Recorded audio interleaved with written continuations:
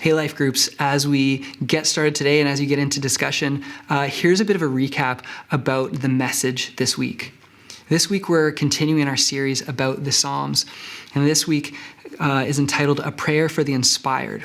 This week's actually about Psalms of praise. You may have heard of praise Psalms before, and there's quite a few of them throughout the book of Psalms.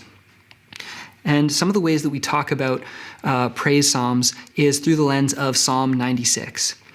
And the first thing that we notice in the Psalms of praise and in Psalm 96 is that praise comes out as a proportional response to what we experience of God. Basically, when you can't help but, exclaim something because of something you've experienced, that's a proportional response. Use the example of, while you're following sports, if it's a football game and you see a great catch, you might jump out of your seat and be like, what a catch! That's a proportional response. You just can't help but offer that. And it's true to what you've just experienced. We talked about the fact that we're invited to actually appraise God in that way. That to see if what we're seeing of God is worthwhile. The word praise comes from the word appraise. So we're appraising what God is all about. And then if our appraisal shows that what God is about is worthwhile, what comes from that is our proportional response of praise. And the second part of that has to do with the ways that we invite other people into that. We call it public recognition, where when we experience something good, something praiseworthy, we actually want to invite other people to experience that as well.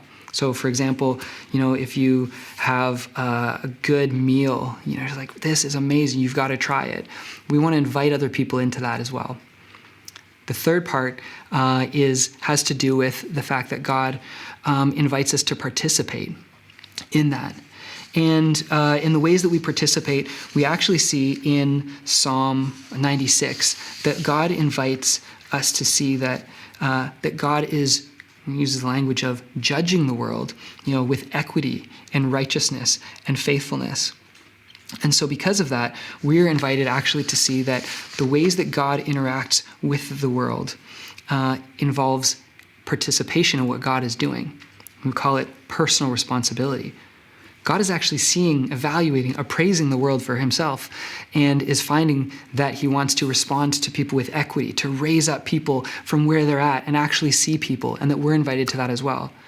In Psalm 96, it says, in righteousness and faithfulness. And so that means to do it in the right ways and not stop until it's done.